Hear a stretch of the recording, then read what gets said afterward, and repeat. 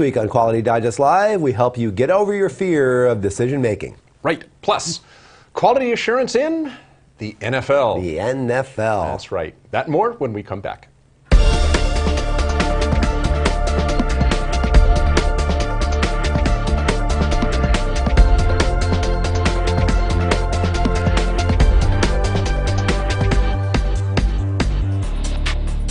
Welcome back to Quality Digest Live for May 2nd, 2014. QDL is your weekly look at who and what is making the news in the world of quality.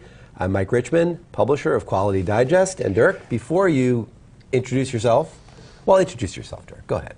I'm Dirk, editor-in-chief of Quality Digest. Well, I neglected to say this. This is our third anniversary show. Do you know that? No. Our first show actually was a few days ago. It was April 29th, 2013. I'm sorry, 2013. This is our third anniversary of 2011. What am I saying? Yeah, 2011. It's our third anniversary show. It's 3 years. That's all you need to know. 3 years. It only seems like 5. Okay. It only seems like 5 or 4 or 3 and or 2 potentially we have millions of viewers. We do over the course of that time, millions and millions of viewers. Potentially. So thank you for being one of our million. That's right. Go ahead, Dirk. Thanks. Hey, what if stuff could just, I don't know, build itself, right? Imagine that. Well, that's what Skylar Tibbetts, a research scientist at MIT's Department of Architecture, is trying to accomplish. In one of this week's tech stories, Smart Components That Assemble Themselves, we learned that Tibbetts has launched a self-assembly lab at MIT where engineers, scientists, designers, and architects, actually Tibbetts himself, his background is architecture, they want to transform commonplace materials into smart materials that can form structures all on their own. I mean, if you think about it, this type of thing already exists in nature. You know, the idea of self-replication and so forth. I mean, you're all familiar with, let's say, DNA or protein folding. What else? Crystals. Crystals, geometrically perfect crystals. They replicate them, or they replicate themselves over and over. These all rely on a simple sequence of instructions, says Tibbetts. They're programmable. They've got programmable parts. If you think about DNA, basically. Can program itself using four different chemicals. They require energy, and they require some type of error correction. So what if you could incorporate all that stuff into man-made materials? And man-made materials could also replicate themselves. So one of Tibbetts' projects is to program a type of peristalsis in water pipes. And if you all remember back to your early high school biology classes, peristalsis is kind of how your intestines work. You know, the muscles contract around your stomach or your intestines, and that's what moves stuff through them. So the idea is that he could construct pipes that can contract and relax like muscles. And these pipes could contract and expand in response to changes in, let's say, water volume, or they could eventually undulate to create or help with flow. The goal, says Tibbetts, is to have a self-regulating system where pipes could even repair themselves, let's say, in the case of a puncture. So the idea here is that you would have materials, another material he refers to is like bricks, that could, encoded within the bricks is, quotes, knowledge of their loading capacity, orientation, and that this information can be stored within the bricks themselves to aid with construction, or he refers to later on maybe on a space station, the International Space Station, is maybe where bricks or other materials could actually reform themselves and build structures on their own.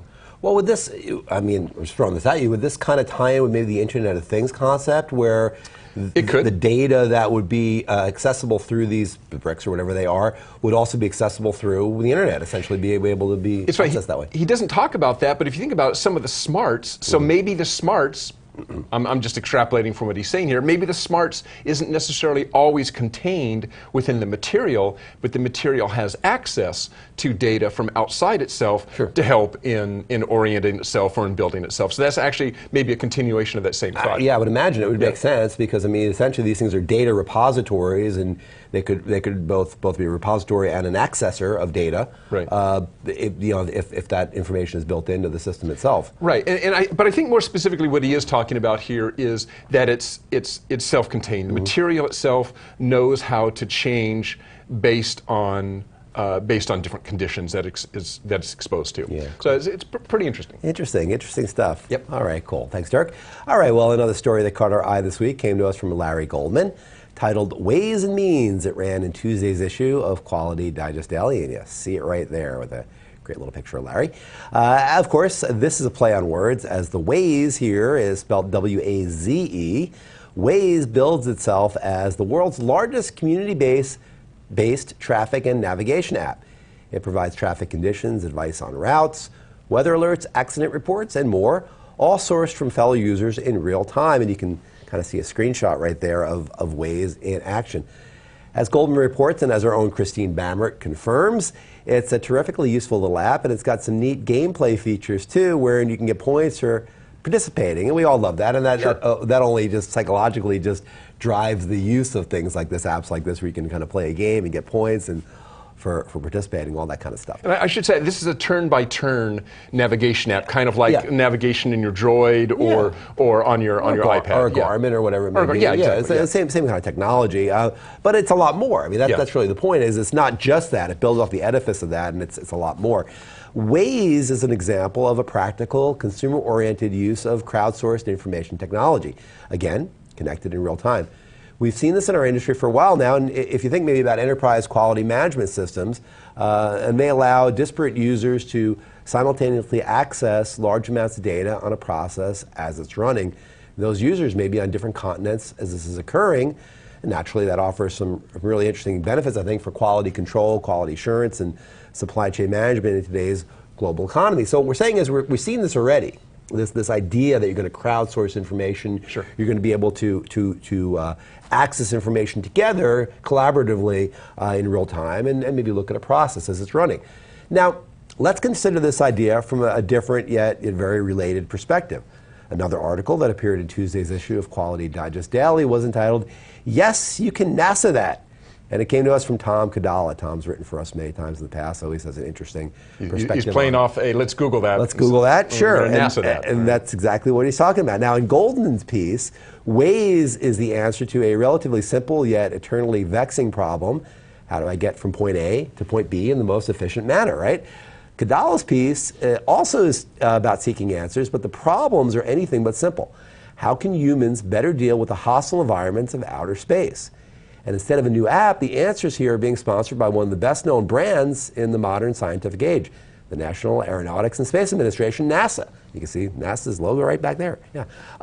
So NASA, you think about it, NASA has a daunting list of problems that they really need to overcome if the human race is eventually going to spread beyond Earth. I mean, it's kind of been a dream of science fiction and now science itself for a long time, that man would not just be bound to Earth, that we'd go beyond that, we'd be able to live anywhere. So to help solve the problems, and there's a lot of problems. I mean, you think about it, living in space, getting into space for a long period of time, I mean, radiation is a big problem. Sure. The muscles in your legs, or how you deal with that, these are big problems. So to help solve them, NASA's launched the International Space Apps Challenge. Thousands of people from all walks of life, from every corner of the globe, can enter the challenge and help solve these currently intractable problems.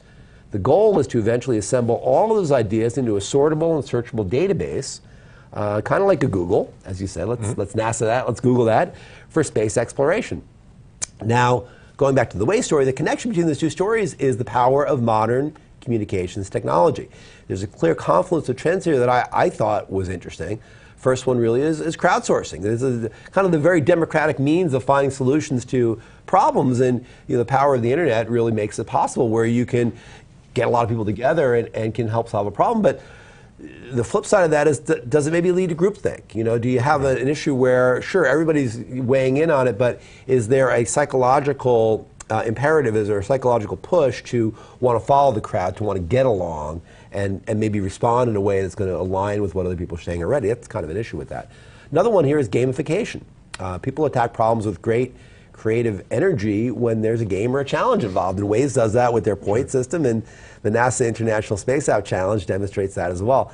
And finally, big data. We talk about big data all the time, and we understand now, I think, and many people understand now, that accumulating big data is much less of a problem than locating, referencing, and interpreting it. And in both these stories, we see that, where you need to have a format, you need to have a place where you can put all that data, and you need to be able to find it and use it. Just getting the data isn't really that big of an issue, whether it be crowdsourced traffic conditions or problems or feedback to many of these problems. Yeah, but how do you crunch it later? How do you crunch it? How do you find it? How do you deal with it? How do you use it? And that's really what I think both of these stories are talking about. So, interesting. These both ran on Tuesday, and they both have the kind of similar themes in them. So check them out.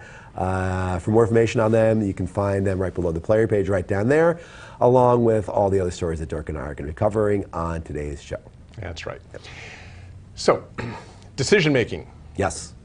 Making big decisions is hard. I mean, every business has to do it. You have to do it in your personal life. You have to do it at business.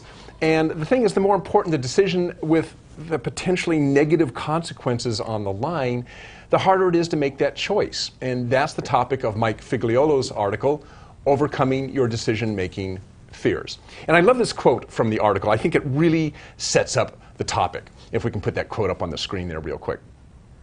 We try to make more perfect decisions by gathering additional information. Great! Except that amassing additional information takes time, energy, and resources. And by the time you finally have the perfect information, the world has changed to introduce new sources of ambiguity, thereby rendering all of that precious information totally irrelevant.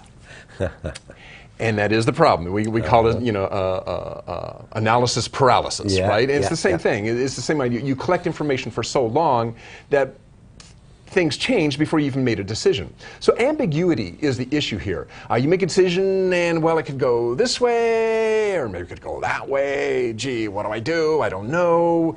We don't like ambiguity, because ambiguity is where all the risk is at. So Figliolo suggests 4 steps to helping you overcome your decision-making fears. The first one is define what's certain, what's predictable, and what's unknown. In other words, little baby knowledge steps. There are certain things, facts that you know, that you know. I mean, for us, that might be, we know how many people watch this show. Right. We know how long they watch the show for. We know how many people we send our daily email newsletter to. These are facts. Baselines. They're baselines. We know exactly what we've got. Some things are relatively predictable, so staying with us, we can predict pretty well what our open rates and our click-through rates are on a particular email. So these are knowns. And then there is the unknown.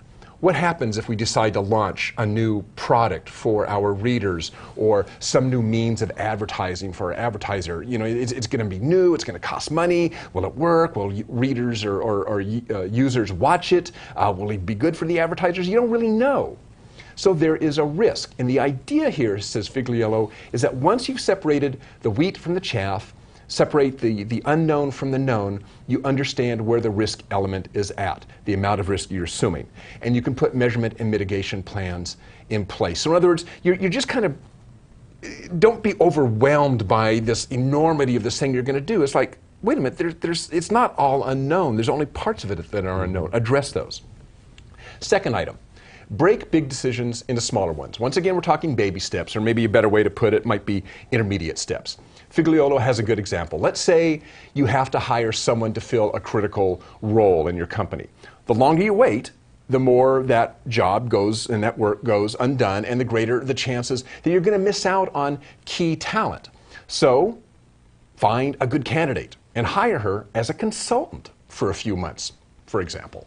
You're still advancing the business, while at the same time you're gathering information about this person's performance, and you're going to have some idea of whether they fit into your culture. You're doing your, it's kind of like you're doing your risk assessment on the fly, really, right?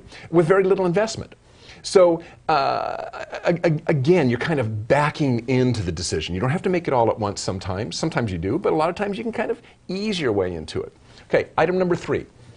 And I love this one. You can hit the undo button.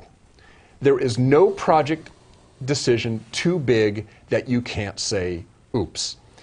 It's not always the case, but often it's basically pride that holds us back. We make this big decision, we spend a lot of time, we spend a lot of money, we get into it, and we go, wow, That didn't work. That didn't work. Yeah.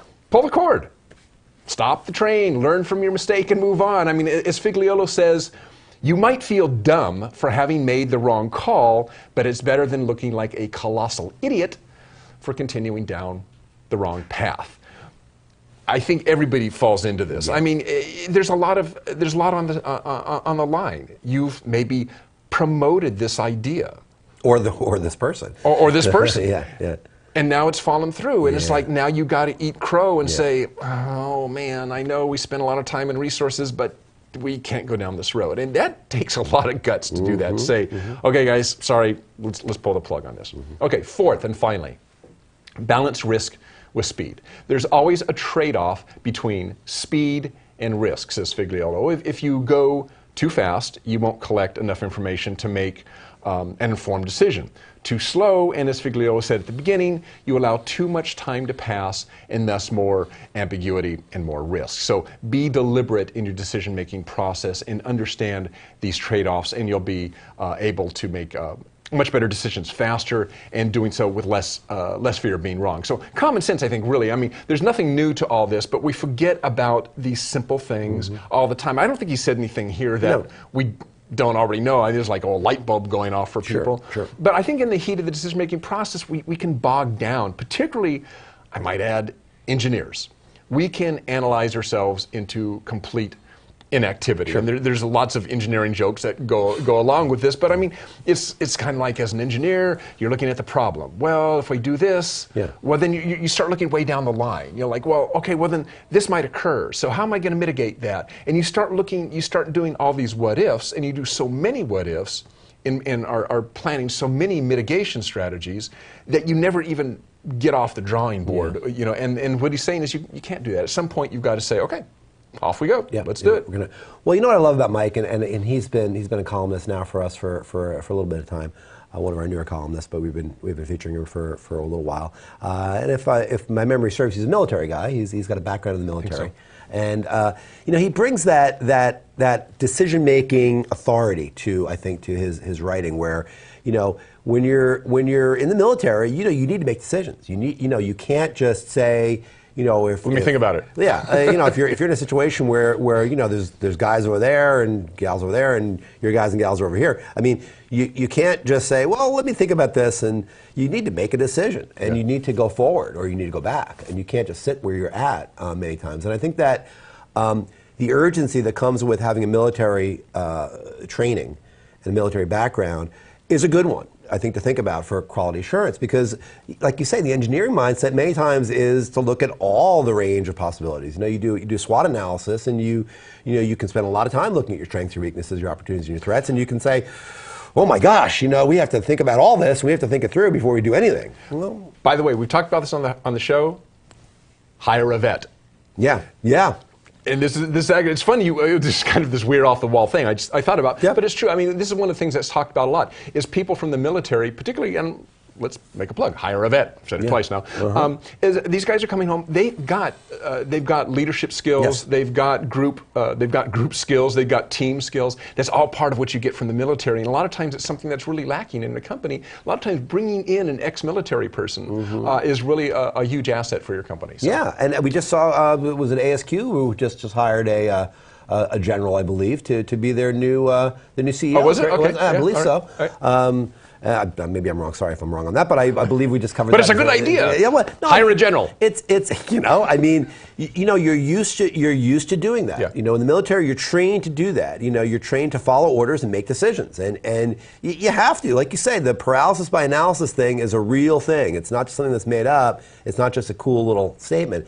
It happens, and all of us, you know, need to understand that many times no decision is the worst decision you can make. And sometimes any decision is better than no decision. You know, sometimes not, but again, like you say, I think the big takeaway there is the undo button. Don't ever think you can't undo anything, because you always can. There's always a fresh day. It's just a matter of swallowing your pride, really. Well, swallowing your pride a little bit, and understanding that the cost of continuing down a road may be higher than the cost of saying, well, you know, we're going to stop what we're doing, and we're going to analyze it and redo it. So that's right. Great stuff there by Mike Figlio. We always like covering Mike's stuff. Look for more from him coming up. Okay. Well, I had an interesting article, also kind of about leadership a little bit. I think definitely about leadership and coaching in this case, written by our own Taryn March. And this one appeared in Monday's issue, actually, of Quality Digest Daily by Taryn, called Coaching by the Numbers. And I like this piece because it's something that's near and dear to my heart. The NFL, the National Football League. Football. Yes. Football. The thing about the NFL is it's very large individuals, but they're very skilled. Athletes, incredible athletes, and if you're a fan of the NFL, I think many of you out there probably are, you appreciate the complexity of the game.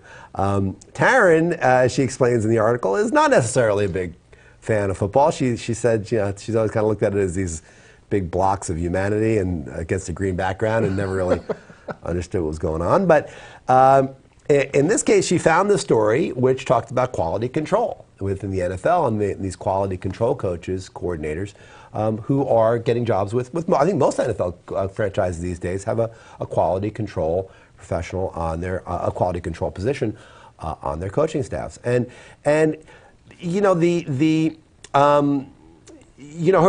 perhaps had a more nuanced perspective on this. The proliferation of this among national football franchises is such that you look at it and you say, well, is it quality control like we have? Well, not really. It's a little more nuanced than what we do. It's a little different than what we think of as quality control within manufacturing or service industries. So what exactly do these quality control professionals do for NFL teams? I think that's really the key question is, what do they do? Well, the first thing they do is they watch a lot of football. Surprise. They watch a lot of film. They watch a lot and everybody in the NFL watches a lot of film. I mean, it's kind of one of these things that casual fans or people that aren't fans don't really realize is how much study goes into being in the NFL. Coaches certainly do it all the time. Coaches watch film constantly. Players do too. Players watch a lot of film. And you need to do that because you need to see things happen and unfold in real time. Well, the quality control coordinators watch a lot of film. And they closely monitor the team performances, their own team performances at practices and in game situations. And they assemble these huge databases of tendencies, of plays, of performances, of players' tendencies, all those types of things, so they can understand and have, as we talked about before, like kind of a baseline for what players are doing, and they try to improve it from there in whatever ways the coaches, the higher coaches, the people that are their superiors, want to do that. But that's not all they do. They also do a lot of that same thing for opposing teams. Like they'll watch a lot of films of the teams that their team is going to be playing in the upcoming weeks, and they'll do the same thing. They'll record tendencies of opposing players, what they like to do in certain situations, what opposing coaches tend to do in certain situations, whether they run or pass or run certain kinds of plays. So it's kind of a numbers thing. It's basically statistical process control. So basically, it's an SBC function is primarily what they do is they coordinate all that so they understand what's going to happen at critical junctures of games. So it's interesting that the language of our industry is applied in this way to these members of the NFL staffs. And again, there's some similarities in trying to understand variables and trying to control outcomes. It's really kind of the same thing within quality control and quality assurance. You're trying to understand the inputs so you can control an output. The difference, however, I think in what they're doing and what you may be doing in your industry is that there's a heck of a lot of chaos. Now, there's chaos in every process, right? We understand that. That's why we understand a process is in control or out of control. But in the NFL, think about it. In every snap of every play, you have 22 of these very large, very skilled, very fast, very athletic, and very mean guys who are hitting each other, right? The ball is snapped, and within a millisecond, you have these impacts. Players are very fast. So they begin to spread out, and now the play is designed to do certain things, but immediately once that ball is snapped, things start to change, things start to evolve. So, you need to be able to evolve with that chaos. Hopefully, there's not the same level of chaos in your process once your ball is snapped, once you start to learn what you're doing. Are they able to kind of, are these guys able to kind of predict, hey, with this certain type of play, this is kind of what kind of outcome you might expect? Or, well, sure, but the problem is, I forget who it was. One of the great generals of World War II said, all plans are perfect until the first bullet's fired. Right. The problem is that again, when the ball snapped, there's 22 of these amazing athletes. They're hitting each other, and they're people. And they're people. Yeah. So that they're supposed to run a route in a certain way, but the defensive guy can do what they call jump a route, where he forces the receiver to go in a slightly different direction. That's going to change the entire complexity of the thing. So you can't really plan that. You can plan, but you really can't plan that well. So again, I think that the quality control aspect of this within the NFL is very different than the quality control aspect for this within manufacturing, where you think you should be able to have more control over it. You should be able to understand that when whatever it is you're doing starts rolling, your process starts rolling, whether it be service or transactional, or you start to create product in manufacturing. There's not going to be that level of chaos, right. Hopefully. But the idea here is that quality control is so ubiquitous now. The idea of quality. Yeah, that it's kind of inching its way into different into different realms. Would they really have called this guy a quality control guy, 15 years ago, even though it was probably somebody basically doing the same function? Well, haven't they always had guys collecting all these numbers and stuff? Sure, for a long time, and they didn't always call it QC. They didn't always call it quality control. I think that term creeped in the 90s, I believe. Yeah. But the idea that you're going to have one person guy, I think they're all men, who are going to specifically do that is a unique idea right now in the NFL, and I don't think any other sports really have that. So basically, if you're a quality control guy, and you really love football, there's some real money to be made as a quality control guy for the NFL, right? Well, no, not really. They make like what, 18, 20 grand a year? 20 grand a year, something like that. Awesome. It's kind of like what we get paid. And they work like 18, 20-hour days. So awesome. It's like $1,000 an hour per day. But they're right out there on the field. So think what we saying. You don't have to buy NFL tickets. They're not there out in the field. Actually, they're usually up. They're not even seeing the game. It's like on tape. Yeah. Yeah. So anyway, good article. Yeah, there we go. Thank you for following the NFL. So. See, you guys, your job is spreading all over the world there.